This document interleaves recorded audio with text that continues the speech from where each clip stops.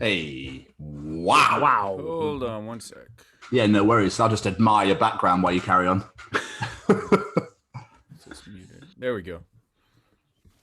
Hello there. Hello.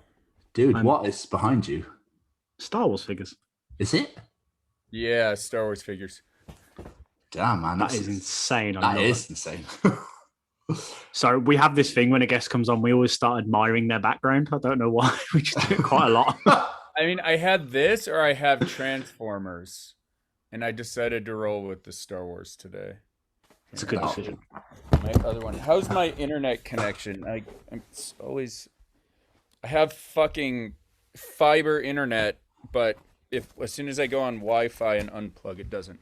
This is my other. Oh, that's way better. That's way better. Yeah. Okay. Yeah, I've just become a father. Congratulations. Thank you. Yeah, no worries at all. I mean, I'm not a dad myself, but still, that's absolutely amazing. It's pretty awesome. Oh, good. Well, so basically what we're going to do is we're just going to absolutely bombard the living fuck out of you with questions, okay? Okay, great. That's your messenger, yeah. How's my audio sound? Okay. Spot on, yeah. Beautiful. What I normally do is I do a little intro, introduce you to the show, and then, as Tom says, bombard you with a fuck ton of questions. Okay, cool. Do you guys edit anything? Yeah, I can edit. Yeah. Okay. If you need me to take stuff out, but I'll try to limit the ums and uhs and nonsense too.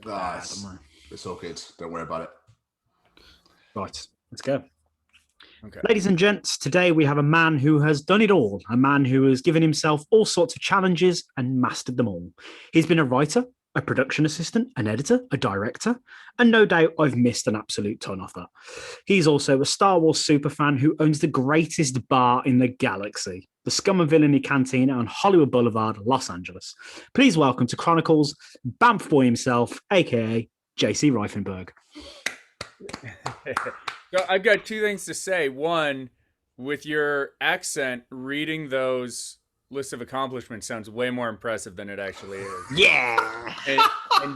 And two, I think I've graduated to Banff man. Oh, you Banff man now? Sorry, I must have missed that one. I think I'm Banff man. We won't be so rude and be like Banff boy like Kevin is. So. Yeah, like Kevin. I'm like 40 years old, Kevin. I'm like, I should have graduated to like Night Banff Wing or something. You know? Oh, I love it. By the way, did I pronounce your surname right? I wasn't even paying attention. Reifenberg. I think you did. I did. I think I did. That's all right. Yeah, you did. It didn't strike me as incorrect. So yes, let's roll with it. We'll roll with it as well. That's fine. Wonderful. So, man, how's the last year been for you, dude? God, I have to be careful the way I answer this. I know it's been a struggle for a lot of people, but it was actually really incredible for me. Okay. I was going like full tilt running Scum and Villainy, like nonstop, like just working. And I was getting really burned out. And I said to my fiance, I was like, God, I just need like the world to stop for a month. And, classic case of like, be careful what you wish for. The pandemic happened. So, I took the time during the pandemic to like recharge my batteries and like work on the house and do things, just kind of like reset everything. And I started doing live streaming with Kevin and to try to keep Scum and Villainies community engaged. And that turned into like a whole new weird little career where I got the Democratic National Convention here in the United States, and then that launched into doing all sorts of crazy different live stream events, like 7 days a week, every single week since last October. That's insane. I also just totally missed the fact that I had a baby in November too. So that happened as well, which was probably like the coolest, biggest thing out of all of it. So it's in Avengers Endgame when they like go to Tony Stark's cabin in the woods and they're like, we can go back in time and save everything, and he like looks at his kid and he's like, yeah, no, I'm not doing that. Mhm. Like that's how everybody was like, I wish we could just erase 2020 is. I'm like, no, no, look what I got out of it. Absolutely not. Like I totally get it. Like I relate so strongly to that part of the movie now. I like watch it and ugly cry. Oh, such a great film. But so all these conspiracy theories going about the pandemic, obviously said you were burning yourself out. So did you start it? I'm not going to answer that. We'll have his lawyers on to us. Be careful, Tom. Yeah, sorry, my apologies. And then obviously you created more work for yourself by, during the pandemic. So there's no real time to actually chill out and just go, oh, I do more things now. What's going on here? I am as stressed, if not more stressed today than I was last year when I was like, oh, I just need a month off. Because the bar's back open now. Now I'm like juggling two businesses, which is like, look, the best problems to have, right? And and being a dad and being, doing that. So like I have 3 jobs now, but all of them are like the best jobs in the world. So I'm not complaining. Massive congratulations again on the birth of your child as well. Thank you. So, where do we begin with you? It's like you've done so much, but I'm thinking we should go back. What did young Master Reifenberg wish to be when he grew up? Okay, so, God, again, I'm going to try to talk about this and hopefully it sounds exciting and thankful and not arrogant and shitty, because I'm overly blessed. But when I was a little kid, the thing I wanted to be most was an 80s hair band singer. Best answer ever. And then I really wanted to be a baseball player, and then I really wanted to be one of like a curator for Rancho Obi-Wan, and then I really wanted to go to Skywalker Ranch and work for Lucasfilm and do Star Wars, make Star Wars. I think those are like my biggies. Those were like the things I'm like, if I can do one of these things, and like they kind of evolved as I aged, and I've kind of been lucky enough to do all of them. Oh, I also really, really wanted to be world recognized for Star Wars trivia. That was the other thing where I was like, oh my God, everybody needs to know how much I know about Star Wars. So, big goals, I guess. Ridiculous big childish goals from the time I've been a child. Yeah, but they're amazing goals, to be fair. Shooting for the stars. And you're not far off with the last one, let's be honest. So the Star Wars. So yeah. The Star Wars trivia, I was in 1999, Rosie O'Donnell, who was like a big talk show host in the United States, the hype for episode 1 was like crazy. I was 18 when episode 1 came out, and the hype was insane. It was insane. And so somebody told me that Rosie O'Donnell was always talking about Star Wars on her talk show. And so I would get home from high school and I would turn on the Rosie O'Donnell show to see what she had to say about like Star Wars. Was she saying anything important? And her limo drivers, she lived in Connecticut, so her commute was like an hour to and from the studio at Rockefeller Center every day. And so her limo driver was this like huge, massive Star Wars kind of like stoner guy. And so she would tell these stories. She'd be like, I was on the drive home on the drive down to the studio today, Jimmy, who's my limo driver, the biggest Star Wars fan in the world, was like, Rosie, I was thinking today about the Ewoks and how, they're really like, it's representative of like nature over machine, and like everybody gives them a bad name, but really the Ewoks are like the heart of what Star Wars is all about. So like he talked like that. So she's telling me stories. So 3 days before episode 1 was supposed to come out, she was doing a charity screening of episode 1 in Chicago. which is where I lived at the time. And for $500, you could go and see Star Wars Episode 1 on May 16th, which was a Sunday. The movie came out on May 19th, which was a Wednesday. And so I was like, oh my God, we have to go. And so me and 3 friends all spent $500 to buy movie tickets to see Episode 1 early. And like $500 for me was like a massive amount of money at that time. And like my parents are like, you're insane. What are you doing?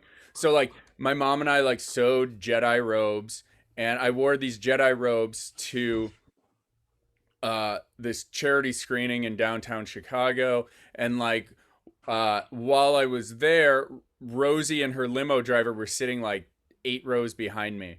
So my buddy and I went up and we challenged the limo driver to a Star Wars trivia contest.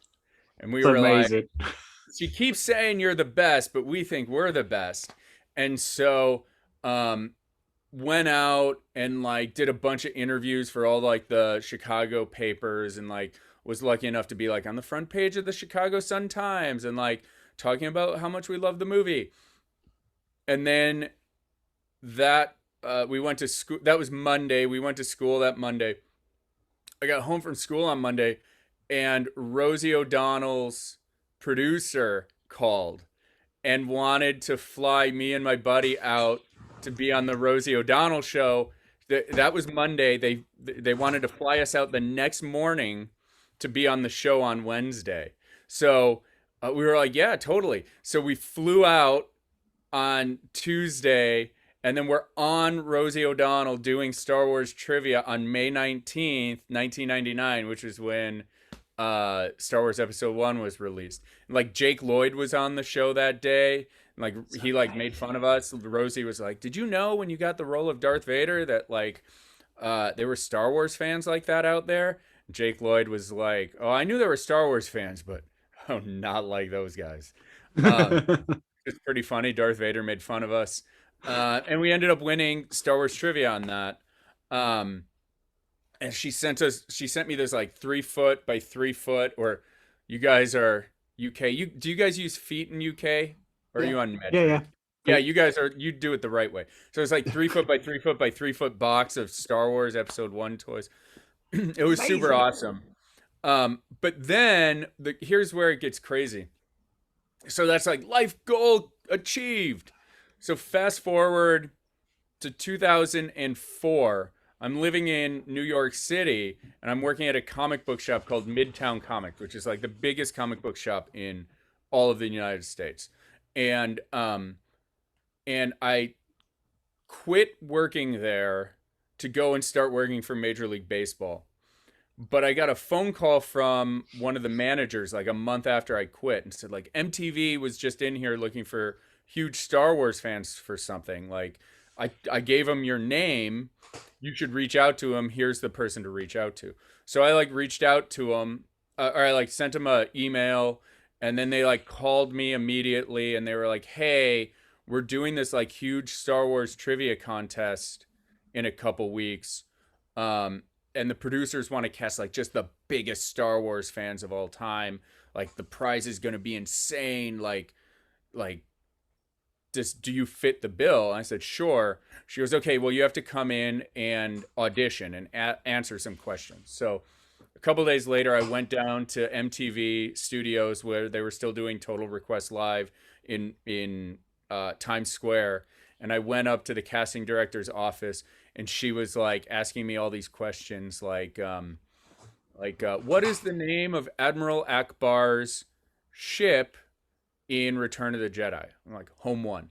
And so she asked me like 20 questions, and I was the only one. They interviewed like 4,000 people. I was the only one who got all those questions right.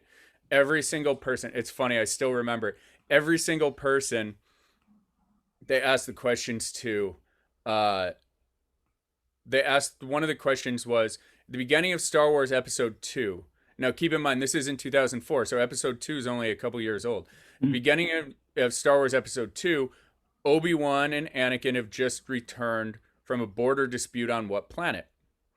And everybody thinks it's like everybody's answer is like, oh, it's Cato Nemoidia, or it's one of these things that they talk about in the movie. But it was a trick question because they don't, Anakin and Obi-Wan never mention it. It's mentioned at the beginning of the movie where Padme is talking to Palpatine, and Palpatine is talking, and Mace Windu are talking about like getting her security. And it's like, oh, Obi-Wan and Anakin, they've just returned from a border dispute on Ancion. So it was like this trick question. So I got that right. I got on MTV TRL. I ended up winning the MTV TRL trivia contest and got, I won a trip for me and a friend to go to Skywalker Ranch that next spring and watch Revenge of the Sith at Skywalker Ranch with George Lucas and everybody. So I like got to like live both my dreams in like one swoop, which was pretty crazy. So I saw Revenge of the Sith on May 5th, 2005, 3 weeks before it came out. With George. Insane. George was sitting 2 rows behind me, which was crazy. Fucking hell. You definitely achieved that goal of being the biggest fan, without fail. I mean, yeah, which is funny too, because like back then it was like very important for me to be like recognized as like the biggest fan in the world. And now I'm like, it's not like something I'm like trying to brag about or anything. Like for me, like I kind of hold it like more closely, like more precious. I'm like, there's so much Star Wars out there now, and like I'm an old man of Star Wars. Like other people, like if you go on YouTube, there are people on YouTube like this guy's name Alex from Star Wars Theory YouTube page, or Star Wars Explained YouTube page, and like that guy can like run circles around me with trivia now. Like I cannot compete with the kids. Like I feel like the old like George Foreman, like old man boxer now in the ring, where like I can throw a couple like good punches about like Prince Shizor or somebody. But yeah, I've passed that torch to many a YouTube entity a long time ago. Like Obi-Wan in the desert. Yeah. So I read somewhere that you started making films when you were 16 years old. How did you learn to do that at such a young age and be good enough for like local businesses to use you, from what I read? Oh, somebody's been looking at my IMDb. Yeah. So I went to a high school called Glenbrook North High School, which is in a town called Northbrook, Illinois. And everybody knows about Northbrook, Illinois, but you don't know about Northbrook, Illinois. Northbrook, Illinois is the real life place that the fictional Shermer, Illinois is actually what Shermer, Illinois actually is. So like I lived on Shermer Road when I was growing up. My high school was on Shermer Road. Shermer, Illinois is the fictional John Hughes town. But John Hughes grew up and went to my high school. So we actually had a television studio at my high school. So when I was 15 and I had dislocated my shoulder playing football, and I didn't make the baseball team anymore because I tore my rotator cuff, I couldn't throw a baseball. I got into, one of my friends was into filmmaking. So I joined the TV studio people. And so I started doing TV stuff back then, and it was 1996-ish. So it was still like we were shooting on VHS tapes and like doing VHS to VHS A/B roll stuff. So that's how I got into it at such a young age. I couldn't play baseball anymore, so I got into TV because I was like, oh my God, how cool would it be to like make something that changes the world like Star Wars? Well, did you go on to study then in college doing film? Because obviously, you went. I did. I went to University of Miami motion picture at University of Miami School of Communications, and I majored in motion pictures. So yeah, I got a 4-year degree in filmmaking from there. Unbelievable. And then from there, I graduated, and I had been out to LA, and I was like, LA's dirty. I'm not going there. And I had such a good time in New York when I was there on the Rosie O'Donnell show 4 years previous, I was like, I'm going to move to New York. So I moved to New York. I started working at Midtown Comics, which gave me the opportunity to get on MTV, to go to TRL. But after I left Midtown Comics, I started working for Major League Baseball, which was like my other like childhood dream, that I got to realize was like I wasn't playing baseball, but I was like going and hanging out in the locker room with the New York Yankees and like traveling with the Cleveland Indians while they were in the playoffs, and like got to sit on the field during the home run derby and the All-Star game. So I got to do some really cool stuff around Major League Baseball also, that kind of like scratched that sports itch for me. Damn, dude. So what position were you for? Were you a pitcher? I played catcher and first base, but Okay. then I like got moved to the outfield. But like I dislocated it. I played. I like returned kickoffs in Okay. football, and I like dislocated my shoulder returning a kickoff, I think. And I tried to play baseball years later, like God, when I was like 28, 29 years old, I moved to LA. I went out, I joined a baseball team in Beverly Hills. And I'll never forget our first game. The team we played had Jose Canseco on it, who was No way. MVP of Major League Baseball the year I got really into baseball in like 1988, 89. So my first game playing baseball in a decade was against Jose Canseco, which was like, again, another dream come true. But like I played like 4 games at catcher there, and by like game 5, I could still feel it, and like by the end of the season, like I couldn't even like lift my elbow like up above my Oh, shoulder anymore. So I did it. Yeah, it's bad. oh, Find dude. it amazing that your first job in TV, film, whatever, out of college was straight for Major League Baseball. It's like not just random minor film studio, so Major League Baseball. That's insane. Well, it was weird. It was right with like the world is such a strange place. So I got hired by a company called MLB Advanced Media, Major League Baseball Advanced Media, which was I started there in 2004, and the MLB.com website, which was like the front end of what MLBAM was, started in 2000 or 2001. So I was like in the first, like within the first 3 or 4 years of Major League Baseball having their own website and stuff. And I would go in at night and watch the baseball games and cut the highlights out and upload them to the website. So it's like so and so hits a home run. I would cut it out and upload it, and that's how I got started at Major League Baseball. It was not a glamorous job, but compared to working at the comic book shop, I was making 2.5 times the money. I was making $6 an hour at the comic book shop, and it's on the second floor. So every day I was carrying like 40-pound boxes of comic books up 2 flights of steps, this narrow hallway. And then I got the job at Major League Baseball. It was like life changing. I'm like, now I'm making $15 an hour, and I get to watch baseball for a living. It was Really? crazy. And they And then have an just from there, elevator.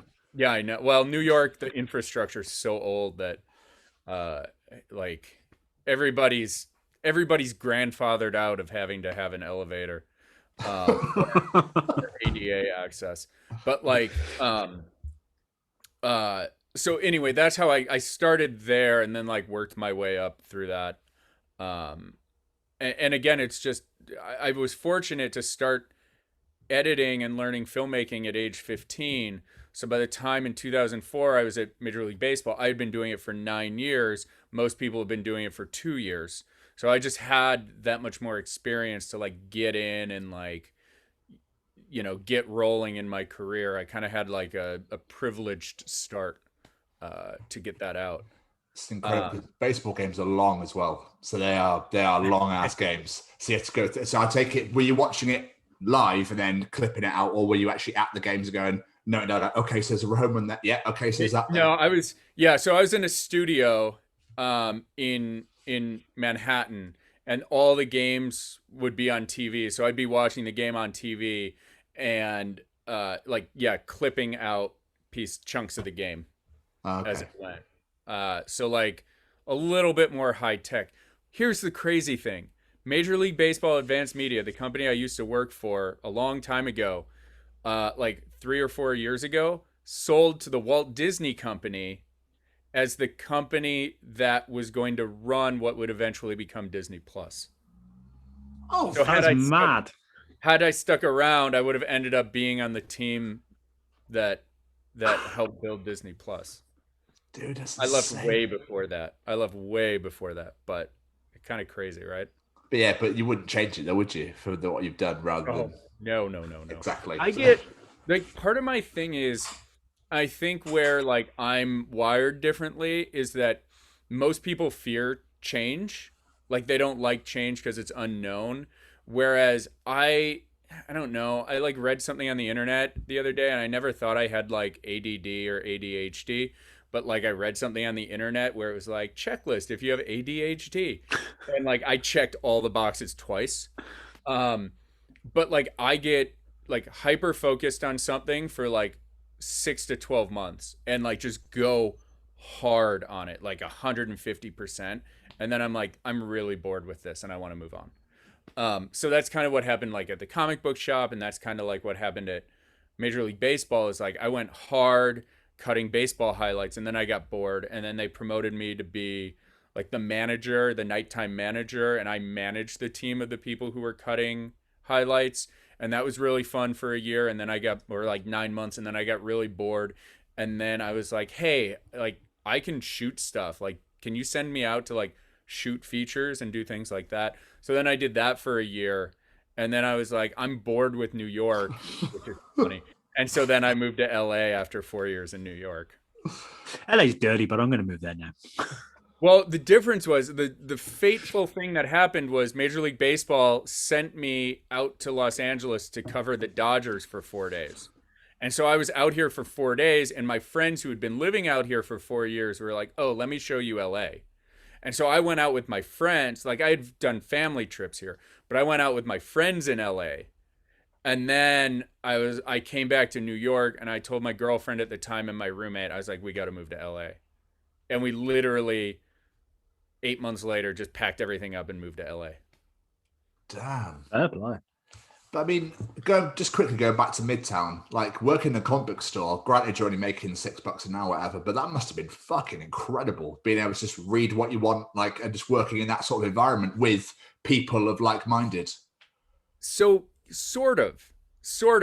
It was incredible. I like don't want to, like, downplay it. I love Midtown Comics. I'm so grateful for the guys who own it, because it's owned by, like, 5 guys that, like, used to own video stores, and then they got into comic books. Like, really great, awesome dudes. But, like, I got that job thinking it would be like the comic book shop guy from The Simpsons. Like, I'm going to sit around, I'm going to read comic books with my feet on the counter and stuff. Midtown Comics is in Times Square. It's the biggest comic book shop by volume in the world. So Midtown Comics sells more comic books than anywhere else in the world. So, like, I didn't read a single comic. I didn't watch a single thing. Like, I worked my ass off from the moment I walked through the door until the moment I left. And, like, it was so valuable because it taught me, like, what hard work was. You know, it's like, because the dudes who ran it, that's their livelihood, that's their business. So, like, if they see you, like, roll back on your heels a little bit, they're on top of you. Like, hey, man, like, we're paying you. Like, find something to do. Stay busy. Like, there's always something to do around here. Which at the time when I was 22, I was like, these guys are fucking the worst. But at 40, running my own company now, I'm like, oh my God, like, I could have been such a better employee if I was more mature at that time. So, like, I just worked my butt off there. But it was cool. Like, I got to, like, because Midtown Comics is huge. So, like, you know, Mark Hamill would shop there after his like, Broadway play ended at night. So I got to, like, help him pick out comic books, and like, some other people, like, just, like, like I met Sean Astin there. He was up for going to be the director of the Fantastic Four movie, the old one with like Jessica Alba in it. Oh, And yeah. so he came in one night and bought all of our old Fantastic Four comic books. So I like got to help him do that. So like, I mean, like in it, I was like, oh my God, I'm commuting an hour to make $6 an hour. And like, this is just so hard for a spoiled 22-year-old. And like, and not spoiled, but like obviously had not ever been in the real world. But like being able to reflect back on it is like so incredible. Like taught me hard work, taught me like, and I say this all the time and I shouldn't say it publicly, but like in New York City, if you are doing C plus work, you're not going to have a job for very long. But if you take a C plus employee from New York City and you put them in LA, they are an A employee. Like, like the expectation in New York is just so much higher than it is in Los Angeles. You know, so I'm glad like when I was young, I was able to be in New York and like learn how to bust my ass and learn what it took. Cause it's like, you're making $6 an hour. Like if I lose this job, I'm like hitchhiking back to Chicago with my tail between my legs. Like I have to make this work. I have to hustle. Like I have to go. And like when I think I can't go anymore, I need to go harder. And then the other thing was like, I can't work at this comic book shop for $6 an hour. And like, yeah, I have all this experience editing high school stuff and film school stuff, but like nobody who runs a business gives a shit about that. Like they want real experience. So then I was like on top of the comic book shop, I like went out and got an internship, which is when I was working for the movie producer. So I was going 7 days a week, 12 plus hours a day, because I was like, I not only do I need to like work hard to stay alive, I need to work that much harder to be able to get to where I want to go. Yeah. Unreal. So I personally first heard of you with your work with Fatman Beyond, obviously with Kevin Smith and former guest of ours, Marc Bernardin. But you've done a ton of work with Kevin. I didn't even realize till I was properly researching you. You've done absolutely. How did you get involved with Smartco originally? The Kevin story is also like, I'm either like the luckiest person on earth, but I'm also a huge Star Wars fan. So like as Obi-Wan Kenobi says, like in my experience, there's no such thing as luck. I just like, I work really, really hard. Like I'm willing to do whatever it takes to make the thing happen that I want to happen. So the way I got roped in with Kevin is in 2010, I even further than that, 2009, there was an AtomFilms.com contest hosted by Olivia Munn, where if you could pitch a Star Wars fan film, the winning pitch would have Olivia Munn would act in your fan film. And this was before Olivia Munn was like Olivia Munn. She was like the G4 anchor at this time. And so I did a pitch for that, and I came in second place. So the next year at Star Wars Celebration 5, I met Adrienne Curry, who was America's Next Top Model season 1 winner, and My Fair Brady. She married like the Brady Bunch guy, and she was on The Surreal Life. She was a very big reality TV star at the time. And I pitched her my idea, which was Weird Science meets Star Wars. So take the plot of Weird Science, and instead of these two guys just being like general 1980s nerds, make them Star Wars nerds. And instead of using a Barbie doll to create Kelly LeBrock, they use a Hutt Slayer bikini Leia action figure to create Princess Leia, who teaches them the ways of the Force and builds up their self-confidence to do the thing. So I wrote this 23-page script with a couple friends, and in it, I needed like the mentor character. I needed the Yoda character. So I wrote a role for Kevin Smith in it, cast the film. This is in like September of 2010, and reached out to Adrian like, "Hey, I got it. Do you want to be in my movie?" Crickets. Oh, I was like, "Well, I have this script now." So I cast the movie, and everybody who I cast was like, "Oh, you know Kevin Smith?" I was like, "I don't." And they're like, "How are you gonna get him to be in your thing?" I was like, "I haven't figured it out yet, but I'll do it." So, so we went into production in February of 2011, and we went to I started going to like Jay and Silent Bob Get Old podcast and Hollywood Babylon podcast when it was at the John Lovitz Theater at Universal Studios, and like could not get Kevin's attention. Went in with like people who were wearing stormtrooper costumes and the whole thing, and like could not get his attention. That March, like 24th or 25th, I think it was March 25th, 2011. So yeah, I've just been working with Kevin for a decade. Kevin, I started following Kevin on Twitter, and Kevin tweeted, "Hey, are there any film students out there with a Canon 5D camera that can shoot my podcast tonight?" So I was like, "I can. I've got the camera, and I can bring a crew." So fortunately, like because I was on Twitter nonstop following Kevin, I was like one of the first replies, and essentially I went in that night. I shot. I think it was Jay and Silent Bob Get Old, one of the first Jay and Silent Bob Get Olds, and it was Jay's 1 year sober show. And so we shot that. I took it home, I put it into Avid, got it ready for Kevin to edit, and dropped it off at his house the next day. Well, dropped it off at Jason Mewes and Jordan, who runs Kevin's company's house. And they were like, "Oh, that's awesome. Like, do you want to come back tonight and do Hollywood Babylon?" So we did that. And then they were like, at Hollywood Babylon, they were like, "Do you want to come back next week and do Jay and Bob Get Old and Hollywood Babylon?" And then they were like, "Do you want to come back next week? Do you want to come back next week? Do you want to come back next week?" Which turned into me doing the whole summer of Get Old and Babylon. Kevin, in that September, shooting the cameo for my movie that is called Hughes The Force. So I got him to do the movie. And then we just kept doing stuff. And then the following February, Kevin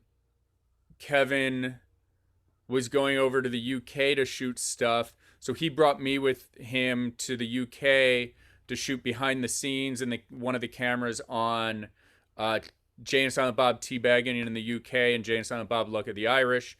And then I went from there, I had another friend who was making a movie in Germany. So I went to Germany for a month to make this other movie. And then I came back, and Kevin was going to Australia, and the production company that was handling the UK production did not gel very well with the way Kevin does business. And I had been now doing stuff with him for a year. So he was like, so I talked to Jordan, and Jordan and I came up with a plan to go and shoot Jay and Silent Bob Go Down Under in Australia. So then I went over to Australia with him for 2 weeks, and we did Jay and Silent Bob Go Down Under, which was in Epic's TV special, and then was on Netflix for a while. Now I don't know where you can find it. I think you can get it at kevinsmithclub.com now.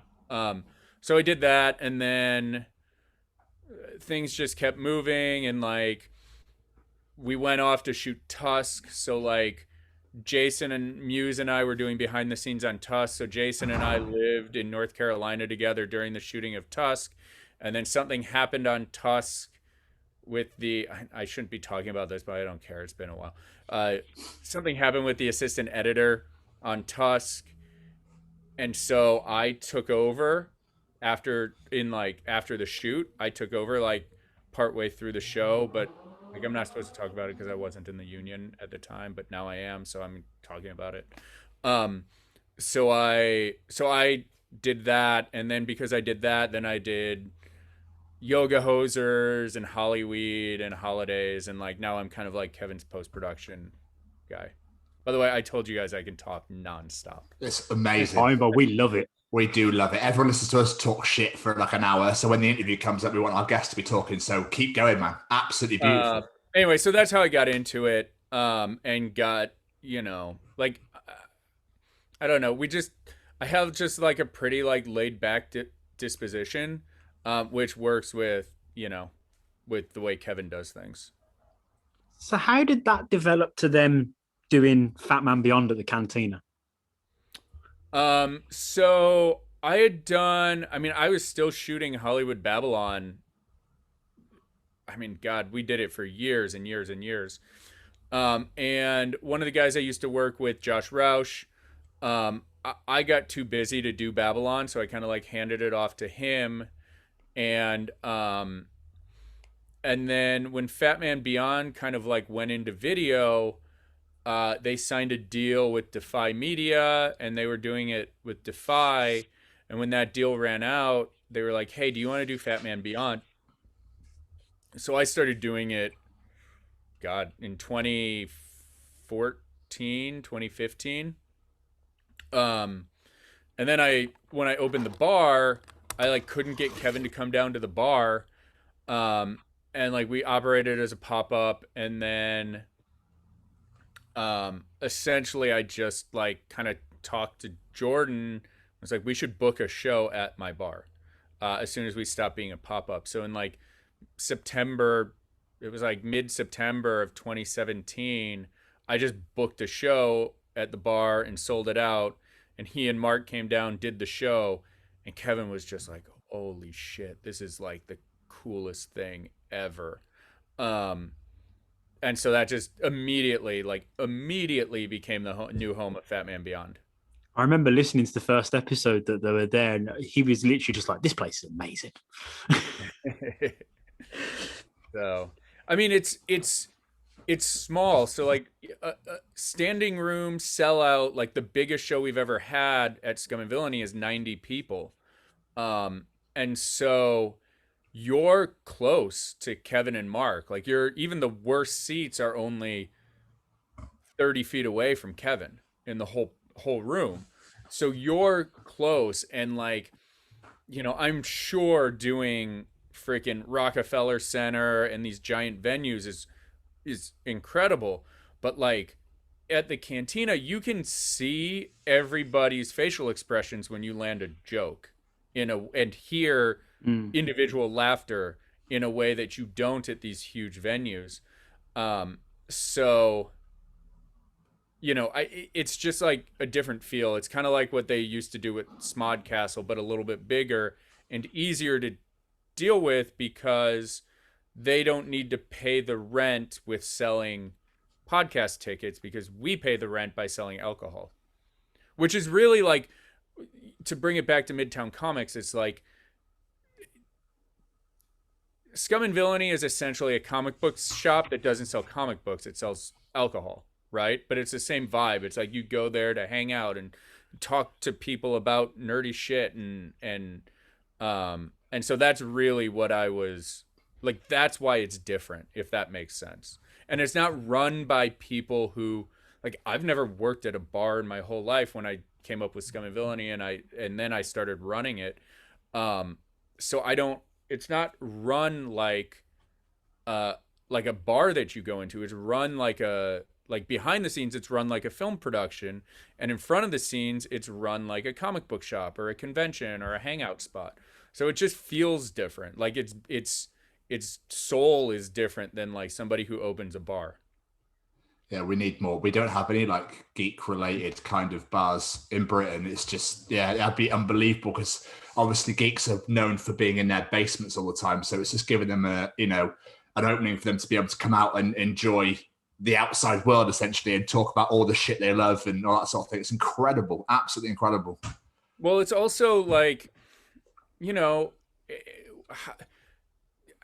in the world of the internet, it's easy to make internet friends, but it's more difficult than ever to make real life friends. Yeah. And so where do you go? Do you go to the local sports bar if you don't like freaking sports? Like, where do you go to meet people that are like you? Well, you go to the convention, Well, the convention's once a year, maybe twice a year, and then maybe you get lucky and meet somebody who's not with a big group of people because you're standing in line and he's standing in line at the same time and both of you are by yourselves. Or like do you just come to Scum and Villainy because everybody there is into the same crazy shit that you're into? Like Exactly. you know, like, so if you walk in and it's like, well, I'm not really a big fan of Star Wars, but like there's a dude in a Star Trek shirt, or that guy's got a Thundercats tattoo, or like that I just heard that guy say knowing is half the battle, so I'm gonna go talk to him about G.I. Joe. Like it's not like I like to say, like, you know, because everybody's like Star Wars, Star Wars, Star Wars. I was like, this isn't Star Wars. This is the Venn diagram of, like, you could come in here and be shitty with somebody who's wearing a Star Trek shirt because you don't like Star Trek, or you could talk about like Firefly and Buffy and Doctor Who and Teenage Mutant Ninja Turtles and the 9 million other things that you guys have in common. Like, like celebrate the stuff that makes us the same. Like Joseph Campbell, right? Joseph Campbell was like the mythologist who studied myth, and you know, a lot of Star Wars like harkens back to Joseph Campbell. So it's like Joseph Campbell was one of the first people who studied different religions, and instead of being like, well, in Judaism Jesus isn't the Messiah and in Christianity he is, he studied different religions of different cultures based on their similarities, not based on what separates them. And that's what, like, in my head, Scum and Villainy is supposed to be, is like, you're gonna come in here and like you're not gonna start shit with somebody who because you don't like what they're doing. You're going to celebrate and find things that bring us together, because if you want to find stuff that divides us, like, go on Facebook or Reddit for 10 minutes. You know what I mean? Like, don't bring that in here. Like, this is a spot to be a real person. Like, we don't have TVs in the bar, right? A big criticism we used to have is like, oh, there should just be TVs playing geeky TV shows. I was like, look, if you walked into a bar on another planet and they were playing reruns of Masters of the Universe, you'd be like, the fuck? How do they have Masters of the Universe on Dantooine, right? I was like, this is the place that you get to be a real life action figure. Like, why do you want to consume Earth media when you're here, when everybody around you is playing make believe? Also, if you want to watch it, like, you've got a phone, just watch it on your phone and like leave everybody else to socialize.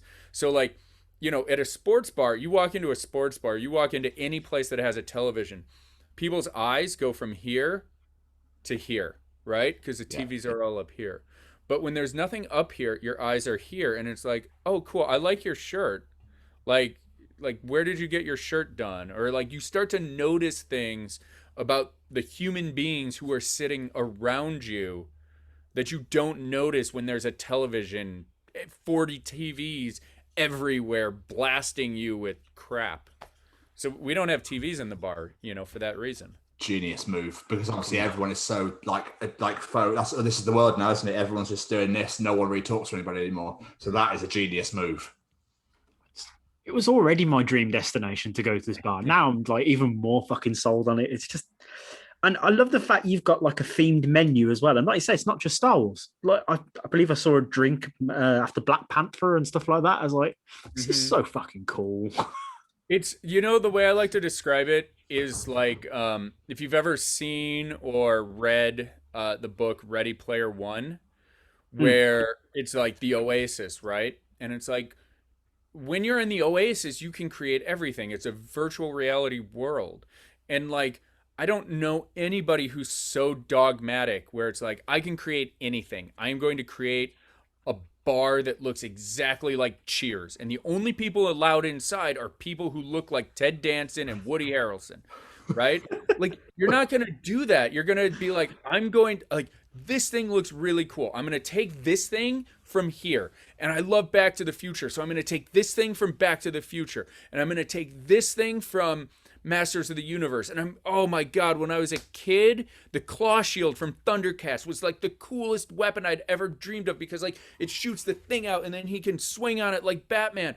Oh my God, speaking of Batman, like we should put the red bat phone in here from Batman. Like, that's who I am. Like, I'm the kid who, like, when I bought my toys out, like the Voltron Lions fought alongside Optimus Prime, who fought alongside Luke Skywalker, who fought alongside Prince Adam. Like, and Cobra fought with, you know, the Legion of Doom. And, like, that's the way I played. Like, superhero team up to me was way more fun than just, like building the walls between. So, like, that's kind of why Scum and Villainy is the way it is. God, I wish you were my best friend when I was growing up. But with the bar and stuff like that, do you do like theme nights and events and stuff like that, or is it just the bar? We do. It's been a little weird with COVID. So in the before times, we would do Monday night game nights, and every game night would be themed. And we'd do cocktails that matched the theme. You know, looking ahead, like stuff I want to do. Like, I want to do. Have you guys ever done speed dating? It's like the weirdest, most No. like it's such a awkward experience that it's, and I like that. Like, I like things that are so awkward they're fun. Like something you watched it like in a Judd Apatow movie or something, you'd be like, it's like, ooh, like it makes you cringe. I like to do those things in real life. So like I did speed dating at a Star Wars Celebration 5, and I thought it was so hilariously awkward, just like all these nerdy people being like, my favorite movie is Empire Strikes Back. And I'm lovingly making fun of what we talked about during speed dating, but it was so much fun. It was so much fun. It was such a weird experience. I'm so happy I did it. So like I want to do light speed dating at Scum and Villainy. We're gonna start doing. We're gonna start doing movie nights where people can come in and watch movies, and we're gonna have free popcorn and stuff. We're gonna do. We're gonna start doing like what we're gonna call like a versus battle, where every month we're going to do every month we're going to pick two superheroes. So like it'll be like Superman versus Batman, right? Who would win in a fight? And the way that you vote is we're going to have a Superman drink and a Batman drink. And whoever sells the most drinks during that month is going to be the winner. And it's going to be like a whole bracketed system. Amazing. So like at the end of the year, we're going to see who the greatest superhero of all time is based on people coming in and buying cocktails to support that superhero. And like in the bar, we have some projector screens that have like our menu on it. They look like holograms, kind of like I hung clear plexiglass and hit it with a projector. So it's like you can see it from both sides and this whole thing. So on the projectors, we're going to tie it into our point of sale system. So every time somebody buys a Superman drink, you're going to see the number tick up. And every time that's so fucking cool. Somebody buys a Batman drink. So in real time, you come into the bar and you can vote with your cocktail who you want to see win. And then like every few days, we'll update it on the website and be like, oh, Batman fans, what are you doing? Like, you talk a big game on the internet, but like Superman's kicking your ass in real life, and get people in to like, you know, support Batman. We just got Skywalker Ranch wines. So we haven't really been a place that sells wine before, but like starting next week, you can drink wine that is grown from the earth, nutrients pulled from the earth of Skywalker Ranch, brought up into these grapes. And it is a way for you to consume and get a little taste of Skywalker Ranch via Scum and Villainy. So that's going to start happening next week. So like end of June. We've got what other fun things are we doing? Like we're going to do, like we have like interactive drinks, which is a weird thing to say, but like right now we only have one on the menu right now. We call it the Tiki Temple. And so if you order the Tiki Temple, the bartender comes out to your table right now and lights the drink on fire and it goes woof. And then one of our bar backs, we hit a button and all the lights go in time to the Raiders March. And it's like do do do do do do do. Like one of our bar backs dresses like Indiana Jones and he does like a little like 10-second stunt show in the bar. And so we've got more drinks like that. We've got one that's really cool called it's gonna be called Chaos Magic, where it like changes color. Like the drink will change color when you order it. Like uh uh all the stuff in the all the lights turn like red like Scarlet Witch, and you hear like you'll hear the like it was Agatha all along play on the That's so sound. cool.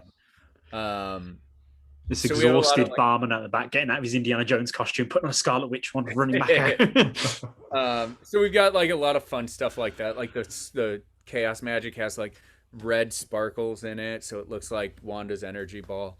So cool. I'm trying to think. Like I really want to get into like and this is like way out there, and I'm just like throwing all the ideas out. But I really want to host Smash Brothers and Mario Kart tournaments at the bar, where you can come in and we'll do like competitions there where you can win prizes and stuff.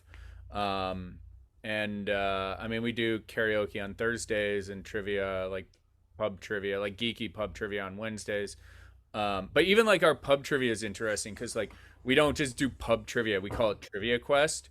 So like you can come in and you play trivia and you can win the night, but certain questions throughout the night, which are random, earn you points on Trivia Quest.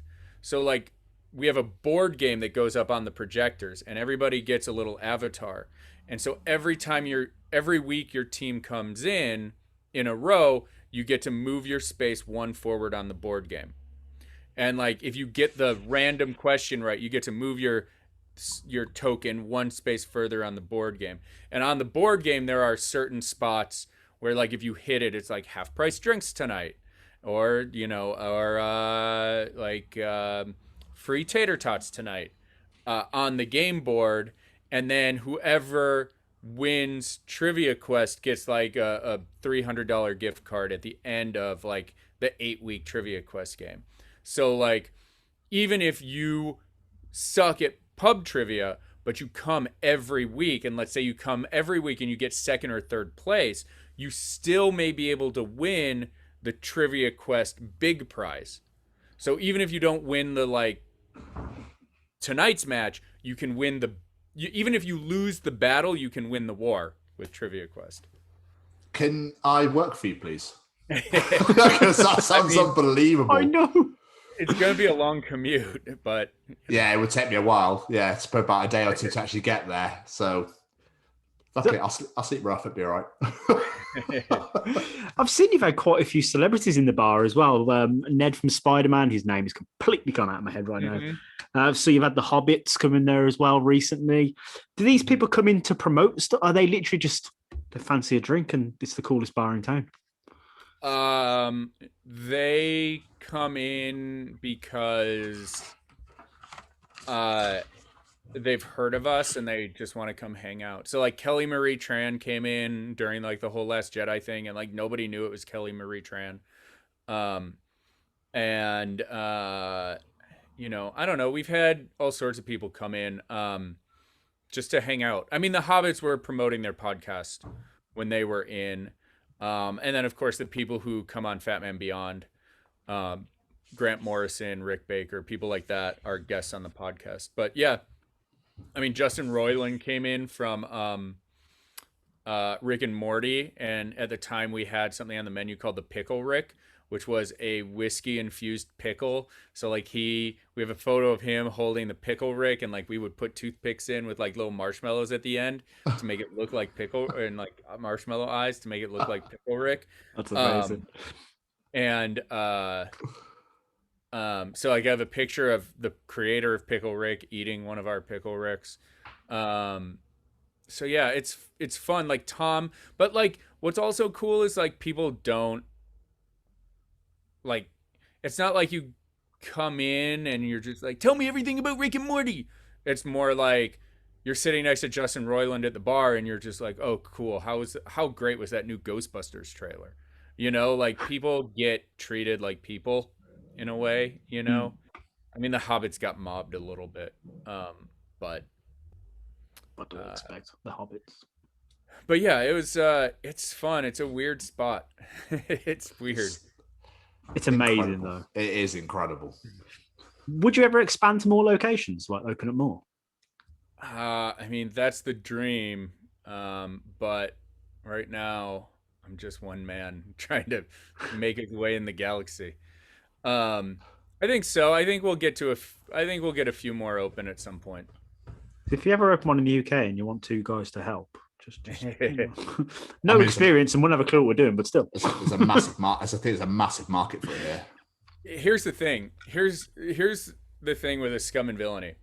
I opened Scum and Villainy with exactly zero experience with ever. I'd never, ever worked in a bar or a restaurant. So like, it's not like you guys could do it because it's not.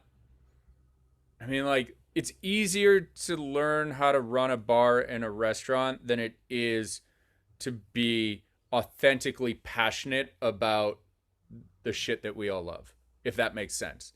Like, it takes a lifetime of like loving stuff that everybody else tells you you're stupid for loving. Like, and like, what is this ever gonna do for you? Well, like, now I own a bar. That's what. Like, it takes a lifetime to build up that passion, right? Whereas like you can learn to run a bar or restaurant in 3 to 6 months. I did it. I talk to my employees. Some of them will say I didn't do it very well, but the experience, the customer facing experience was good. I can imagine. Like I say, you sold me 500 times. I was already sold, but I just want to go even more now. So before we start wrapping up, I did just want to go back to Star Wars a little bit because, you know, your fandom has led you to do some incredible things. You know, you've already mentioned Hughes The Force, which is so good. I watched it the other day. I was absolutely in tears. It's so funny. Thank you. And obviously, we've mentioned before when we were talking about Comlink, the YouTube channel, which there's so much cool material on there. But the one I need to speak to you about most, because it must have been incredible for you. Oh, sorry. Can I tell you the story behind Comlink? I'll try to tell it quickly. So I knew some people at Lucasfilm, and I had done some work for Lucasfilm. I did with Kyle Newman, who did Fanboys. He and I did a thing called Return of the Jedi for Lucasfilm, which was like... I was literally just about to ask about it, so there you go. Return of the Jedi's 30th anniversary. It was like a celebration of Return of the Jedi because Return of the Jedi always gets shit on. So it was all these celebrities talking about that. So I had been doing some stuff with Lucasfilm on and off in kind of like an adjacent capacity. And I started talking with some of the people up there about coming on and working for them. And while we were shooting, I was like just about to start the interview process and like kind of like off the record talking to people at Lucasfilm about coming up there to work on video features with them. And then the Disney sale happened. I literally remember the week before the Disney sale happened, calling my contact up there and being like, is this ever going to happen, man? And he's like, they put a hiring freeze on everything. Something huge is about to happen. And then the next week they announced the Disney sale. So the next Comic-Con, so that was in 2012. The next Comic-Con I was at, I bumped into my Lucasfilm contact and he was like, hey, we're ramping up to do this thing again. Are you still interested? I said, yes. So I started interviewing at Lucasfilm around that July, August, and like doing phone interviews and just staying in touch. And then I was supposed to be in the movie Tusk, and I couldn't because I had a phone interview with Lucasfilm at the time.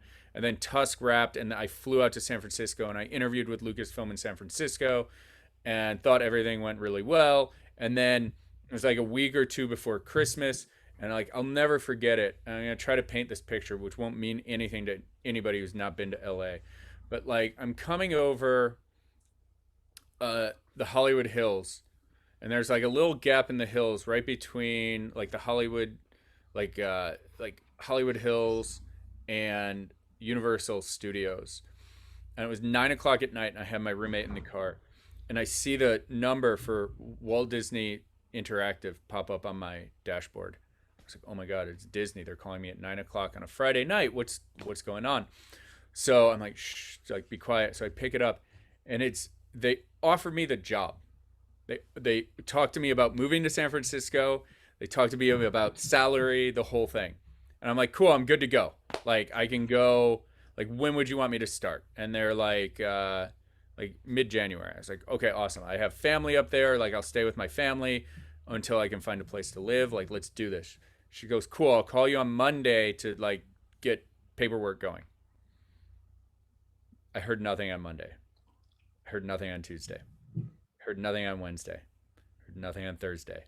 Nothing on Friday. I fly home to Chicago for Christmas. Nothing. The next Monday I email. I'm like, hey, just checking in. Nothing. Hey, checking in again on Thursday. Nothing. Then the day before, I think it was December 23rd, I sent a tweet and I said, all I want for Christmas is to know if I'm moving to San Francisco next month. And I think it was December, maybe that was the 22nd. And then on December 23rd, I got a form email from Walt Disney Interactive. Dear fill in the blank, we regret to inform you that we've gone with another direction with the such and such. And I was like, no. Whoa. What the actual fuck? So I didn't end up getting the job, and I'm not going to publicly, I'll tell you guys off air why I didn't get it. Okay. It was not because I was unqualified. So I got a real fuck you attitude at that point. I was like, okay, well, I'm going to do my own thing. So I put together this show called The Comlink, which in my head, it was like ESPN news for Star Wars fans. And like the same way you tune into like ESPN and watch sports, I was like, I want to do that for Star Wars news. Like Force Awakens is ramping up. It was 2014. So I put together this whole package, and I teamed up. I had worked on Return of the Jedi with David Collins, who hosts stuff for Lucasfilm here and there. And I was like, hey man, do you want to do this like crazy Star Wars YouTube show thing? And he was like, okay. So like we taped like a pilot episode right before Comic-Con to show. So like David is good friends with Sam Witwer. So Sam Witwer was our first guest, and we talked to him about Star Wars. We did this whole thing. We got Adrian Curry, who after denying me Hughes the Force, she and I became friends years later. So we had her interviewing man on the street about like silly Star Wars things. So we did this whole thing. And so Comlink was my reaction to not getting hired to do Star Wars content by Lucasfilm. Here's the crazy thing. My current fiance, Jen, the mother of my child, she is a bar and restaurant designer. And I had kind of dated her for a month or so in 2008.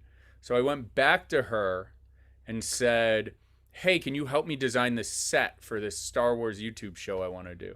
So she was like, okay. That's where we like reconnected. Is designing and building the set for the Comlink show. That and so now here we are. Like we've got like an amazing little family. So it all like weirdly ties back into like my passion for Star Wars, which rolling back, and again, tell me to shut up, but like rolling back, if I can offer a piece of advice I'm going to echo advice that somebody else who's way smarter than I am gave me that set me on my path, which was when I first moved to LA, I had a really hard time finding a job. I finally got a job at this little company called Young Hollywood. And we would interview celebrities. And one of the celebrities we interviewed was Thomas Jane, the Punisher. Punisher guy. Right. And my friend and I were shooting 2 cameras. And the interviewer asked, and Thomas Jane's like a really serious guy. Like he was like no nonsense, no anything. Really serious guy. And was not really feeling the vibe of the guy who was interviewing him, who was like, "Hey, how's it going? What's up?" Ah. Like very Hollywood. And Tom Jane was like, "What am I doing here?" But he asked him one question, and the interviewer said, "What advice do you have for Young Hollywood? We're Young Hollywood. You're making it. What advice do you have?" And Thomas Jane, who was like looking at the interview guy, turns and looks right down the barrel of my lens, and he goes, "Keep the dream alive. If you have a passion for something, it will find its way. And if you have a job that is getting in the way of your passion, quit your job now. Passion rules. Passion will find a way." And I looked over at my friend Justin, who was operating the other camera, and he looked at me the exact same way. Justin quit Young Hollywood the next day. I quit 4 days later. We wrote Hughes The Force. That's my life trajectory. Mic drop. That's fucking amazing. So then that following year, after I had met Kevin Smith and done the whole thing, I bumped into Thomas Jane at Comic-Con, and I told him that story. And he was like blown away. He's like, "Oh my God, man, that's incredible. If you ever need anything, let me know. Like, I'm going to follow you on Twitter. Just DM me." Like, and I've never like gone back to him, but it was like crazy to be able almost a year later to go back to him and be like, "Your advice changed my life." That's just amazing. Stories like that is why we fucking do this. I love that so much. Yeah, it's still like I still get teary-eyed thinking about it. Like it's overwhelming. And it's just like the best. It was the best advice. I took that video and I put it on my Facebook page, and every year when it's like, "You have memories," I reshare it, and I was like, "This changed my life." That's incredible. So cool. Right, before we wrap up, because I've realised what the time is, I do just want to ask one more question, which I noticed. I hear regarding Star Wars, you are a very big advocate of Jar Jar Binks. I am. I am. This guy gets a lot of hate. Why do you love him so much? How much time do we have? So Jar Jar Binks. I'm gonna try to go through this quickly. People don't like Jar Jar. And when you say, "Why don't you like Jar Jar?" to people, he's annoying, he's stupid, he doesn't belong in Star Wars, blah, blah, blah, blah, right? So initially when episode 1 came out, I didn't love Jar Jar. I had a few eye rolls at Jar Jar. But like as the years have gone on, and I start to reflect on like what Star Wars is and what it means and who it's for, right? So Star Wars Episode 1 came out, like I said, when I was 18. And I went into Star Wars Episode 1 as an 18-year-old thinking that Star Wars Episode 1 was supposed to be made so that it would make 18-year-old JC feel the same way that Return of the Jedi made 5-year-old JC feel. That's my mistake. That's not Star Wars' mistake. Star Wars Episode 1 was supposed to make 5-year-old Joey or 5-year-old Gina feel the way that Return of the Jedi made 5-year-old JC feel. But in the 13 years since then, or whatever it was, I had hijacked that. And so as soon as I realized that, I started looking at it differently. So like, why why did I hate Jar Jar? Okay, well, like his theatrics. So you look into Jar Jar's theatrics. Jar Jar's physical comedy, which people are like, that's stupid. His physical comedy is almost shot for shot Charlie Chaplin, Buster Keaton, and Harold Lloyd, who were the biggest film stars of the silent film era. So if maybe you don't like Charlie Chaplin movies, which is fine, but you can't say that Charlie Chaplin sucks or is horrible, right? So Star Wars has always been a movie that calls back to Saturday morning serials and calls back to the Odyssey and Beowulf and all of these things. So you're watching Star Wars Episode 1 and it's calling back to its roots, right? They took a character and they put a silent film character in a Star Wars movie. Now, maybe that was a tonally strange move, but that's not your call to make. That's George's call to make. He's making the movie. And you may not like it, but you cannot say that it's stupid or it's not this or it's not that, because it's rooted in the same stuff that all of Star Wars comes from. I also have a theory that kids don't hate Jar Jar. Kids are taught to hate Jar Jar. Meaning, if you talk to a kid and they're like, I used to love Jar Jar, but he sucks now. Why does he suck now? Well, my dad said, my older brother said, my sister said. So kids liked Jar Jar. The people who were supposed to like Jar Jar did like Jar Jar. And they were taught to dislike Jar Jar by old people like me who are like, Jar Jar doesn't bring me the joy at age 18 or 30 or 25 as the Ewoks brought me when I was 5 years old. Well, of course he doesn't. He's not supposed to. He's supposed to, like, you're supposed to like Darth Maul hitting things with a lightsaber. He's for them. And so why are you ruining their experience with your bias? So as soon as I started to like deconstruct it, then I was like, well, why do old people hate Jar Jar? Like, why can't we just like say, well, Jar Jar's not for me, and enjoy the parts of the movie that we do like? So I started looking at like, when you go to school here and you go out on the playground, there's three types of kids. There's the cool kids, there's the loser kids, and there's the kids in the middle. Very few of us were the cool kids. A handful of us were the nerdy kids. Most of us were the kids in the middle.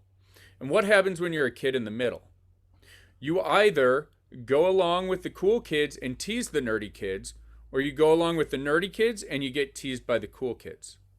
So most of the kids in the middle don't want to be lumped in with the nerds, so they are pressured to, it's like, well, I'm either keep my mouth shut or I walk away, but if I don't rebel against the nerds, I'm going to become one, and I don't want that. Like, I'm already in the middle. I'm already kind of a socially awkward. I don't want to be lumped in there by Joe Cool, whose dad owns the movie theater or whatever, right? So from a very young age, you're taught, well, anybody who doesn't know what this word means, or anybody who's not good at sports, or anybody who's kind of awkward, you need to tease them or you will be teased. And who is Jar Jar?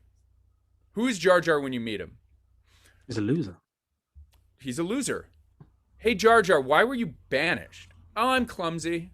Hey, Jar Jar, why is this? Well, I'm just Jar Jar. I'm just me.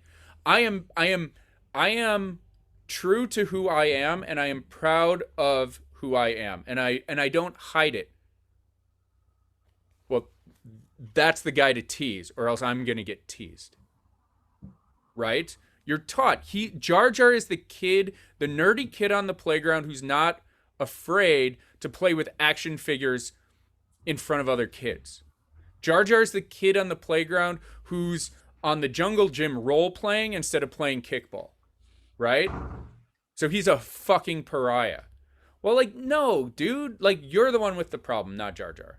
And so as I started to like look at it, I'm like, Jar Jar needs, like, the problem with Jar Jar is the same problem with all Star Wars fans, is it's like you're missing the point, you know? Like, you need to look in the mirror and figure out what's going on with you and why you're thinking these things, not point a finger at Jar Jar. Like, because like he's not in the movie that much. Like, he's pretty easy to ignore.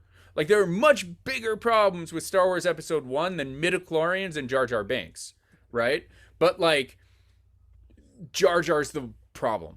Like, anyway,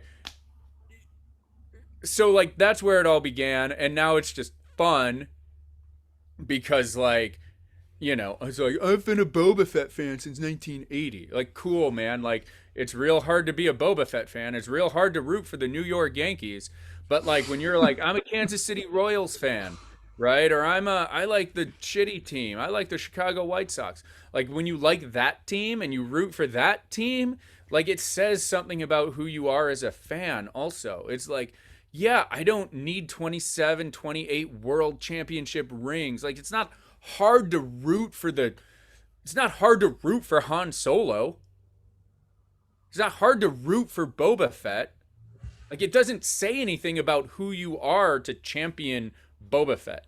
But to like be a champion of Jar Jar, like, you have to have a reason. You have to have a passion behind it. You have to, you know, like people who love the Ewoks, like, you have to, like, it is making more of a statement about who you are than being a fan of Boba Fett or Han Solo. I always felt Jar Jar would have been in the other two so much more if the fans hadn't shit on him after the first one. Probably. I mean, there's a whole, I just did a panel on Saturday for a fundraiser for the 501st Legion. And me and a guy named Brian Young, who is the only other person on earth who probably champions Jar Jar like I do, outside of Ahmed Best, also had this huge theory about how Jar Jar is the core of Star Wars. And I'm going to butcher it here, but essentially, if you look at Jar Jar's behavior in The Phantom Menace, and if you look at the prequels, and the prequel story is about the hubris of the Jedi, right? And Yoda and Mace Windu, and everybody talks about the hubris of the Jedi. We've lost our way, right? Yoda goes to Dagobah to ruminate on what went wrong. What did I do wrong, right? What did he learn? I mean, he learned that, like, when Luke meets Yoda, Yoda acts like Jar Jar. He's testing Luke, right? And when you look at Qui-Gon, right? And who is Yoda talking to on Dagobah the whole time? He's talking to Qui-Gon, right? How did Qui-Gon react to Jar Jar? How did Obi-Wan react to Jar Jar? When all the Jedi fail, who did Obi-Wan and Yoda turn to? Qui-Gon. Yeah. Qui-Gon. What did Qui-Gon teach you? Be humble. Treat all life with respect. Right? So the whole time they're in isolation, they're training with Qui-Gon to learn to be more like Jar Jar. Like, Jar Jar is the heart, is the core of that whole story throughout the whole thing. If everybody in those movies had acted like Jar Jar, the Jedi never would have fallen.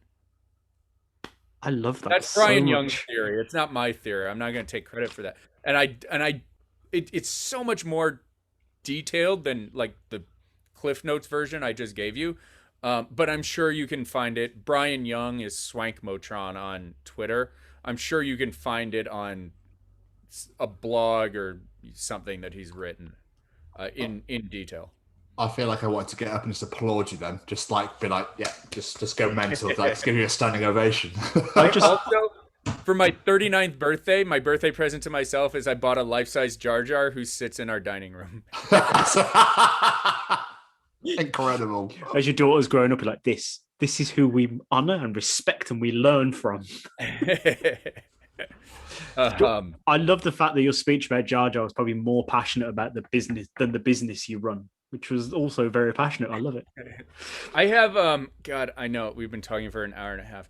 It's fine. I have a Jar Jar prequel that I've started to write. It's all tied in. Like I was doing I'm not gonna go into it. I have a Jar Jar prequel that I started to write. Because I'm like, how do you humanize how do you make people who are not interested in even listening to like what I just told you about Jar Jar, who are so like closed-minded that they don't even want to hear it, right? Or who are like, he steps in poop and he goes icky icky poo, right? Like and they're like, I don't care, he says that, he's horrible, I'm not listening to you. How do you reach somebody like that?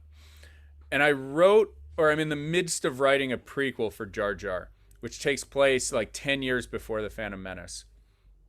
That sounds Where amazing. Jar Jar is the top cadet in the Otagunga City Police Force. And Captain Tarples at that time is the police chief. And Jar Jar has scored higher than anybody in the history of the police cadets. And at the end, Tarples is like, Jar Jar, you have your pick. And Jar Jar's voice at this time is like more like my voice. He's like, oh, yeah, a little bit more in here.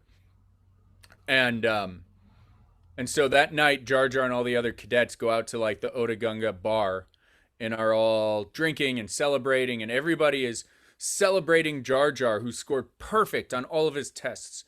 And the bartender comes over and is like, Jar Jar, come here. Come here. And so like he goes off to the back while everybody's celebrating, in the foreground, and he's on the phone. He's like, and like he just drops. And his fiance, the love of his life, who he's known since they were tadpoles, is a marine biologist who is studying life and changing currents in the ocean, in the planet core, and was killed by a Sando aqua monster. And at that moment, Jar Jar's entire life changes. Like, he doesn't want to be in the police force. He goes above the city on the outskirts of the swamp and lives above the swamp and starts sucking on poison toads. And the more he's just trying to kill himself. Like, he's not going to actually kill himself, but he's just like doing drugs and just like his skin is drying out. He doesn't go underwater anymore. And the more toad venom he sucks, the higher his voice goes, because it's ruining his vocal cords, and not being in the water is ruining all of this. So it's been like 3 or 4 years since this happens. And he gets a knock on his door one day. And he's like passed out, hungover. Tarples kicks in the door. Jar Jar! Get up, Jar Jar! Tarples explains that a prominent child from the Naboo has been kidnapped. One of the senator's children has been kidnapped. And the Naboo press has blamed the Gungan race for this. And it's a very sensitive thing. And the Gungans don't even want to validate the claim with like an investigation or anything. So Boss Nass has tasked Captain Tarples to go undercover and discover who actually kidnapped this child. And Tarples, because he can't go with anybody else in the police force or everybody, goes to Jar Jar, his top cadet of all time, and says, I need you for this. Your people need you for this.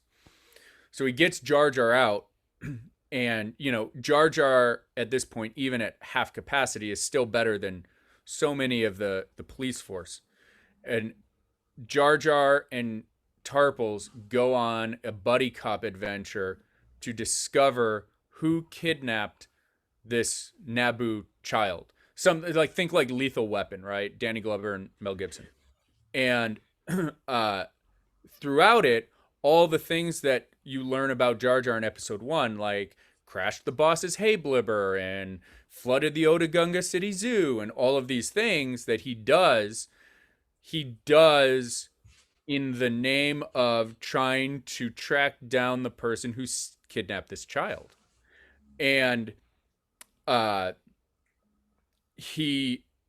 so eventually Tarples and Jar Jar at the end recover this baby and return it to the Naboo. But the wake of destruction and the whole thing, like, it needs to be covered up. And when they have a private meeting between Boss Nass and Tarples, and they're like, Jar Jar, you're a hero. Like, what are we going to do? Jar Jar's like, I'm going to take the blame. I don't want to live anymore anyway. Like, my life is already forfeit.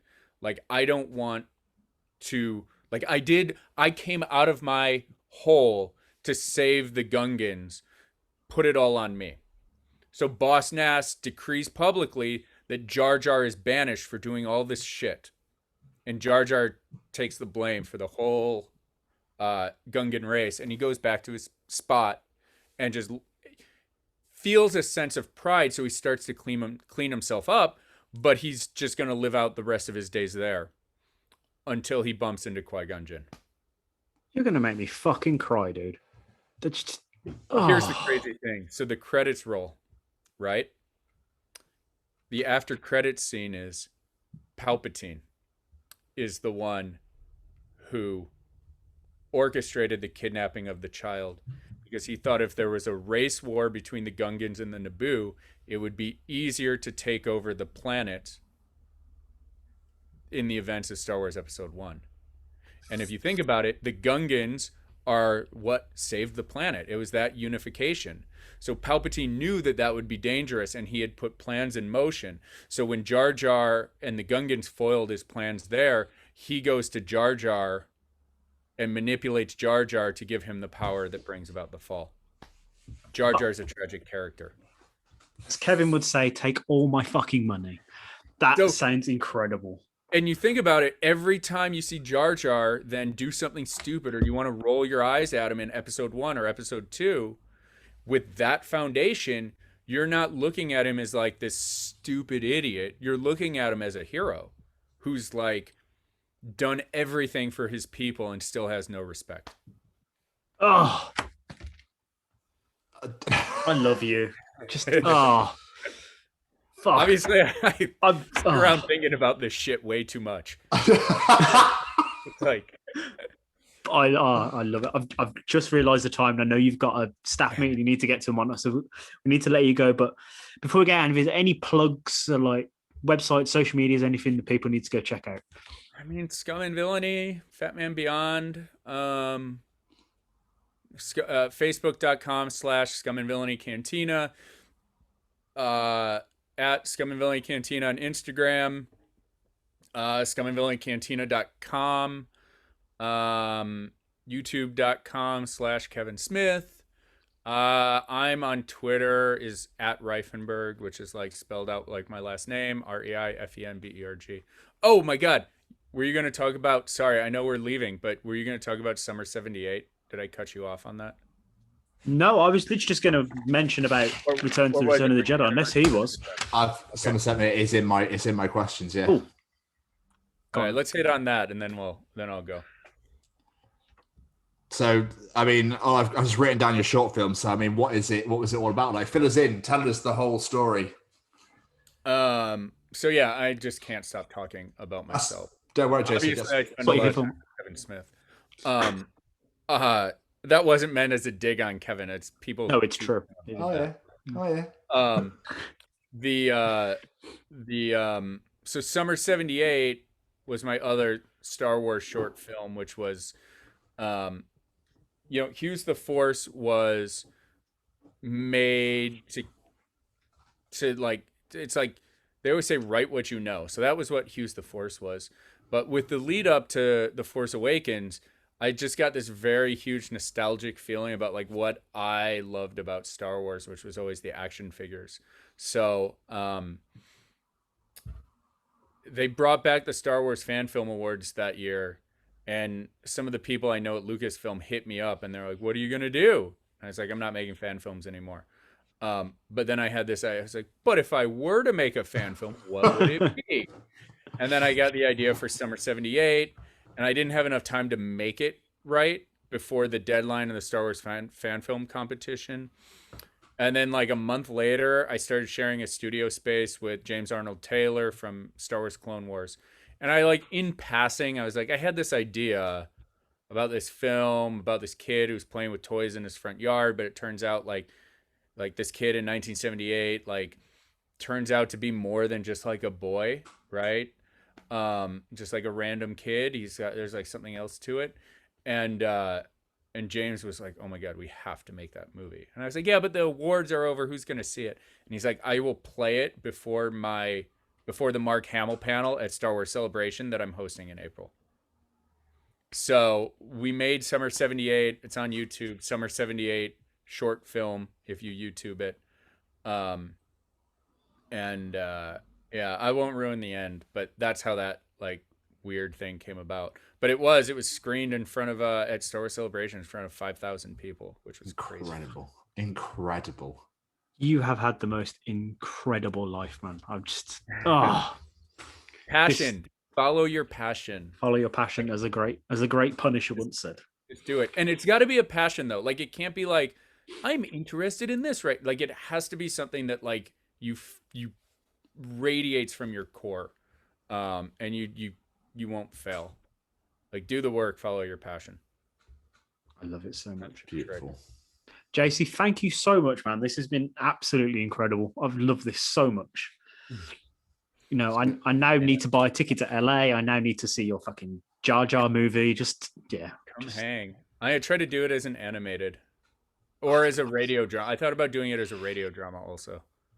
Oh, it'd be amazing. Just do it in all the things everywhere. But seriously, man, thank you so much for your time, dude. This has been absolutely wonderful. I've loved every second. Yeah, it was fun. I'm glad you let me talk about myself for an hour and 45 minutes. That's what we're always a pleasure. Hopefully your GM won't shout at you for being late. Yeah, hopefully. I mean, look, hopefully, like, it's fun talking about like all the crazy shit I've done, but like, hopefully somebody listens to this and is like, if that fucking schmuck can do it, there's no reason I can't do it. And then they can go out and have a even bigger and better shit happen to them. You know, I mean, that's to me at like this point, like, that's the only reason I want to talk about all this nonsense is like, I'm a poor kid from Shermer, Northbrook, Illinois, like with no connections whatsoever. Like, if I can do it, like anybody can do it. And also, like, it's never too late. Like, it's never too late to start, you know? Beautiful. He's humble too. Fuck, I want to marry you. JC, thank you so much, man. I'll let you get off. Yeah, man, this is fun. Thank you so much, man. Cheers, fella. Enjoy the rest of your day.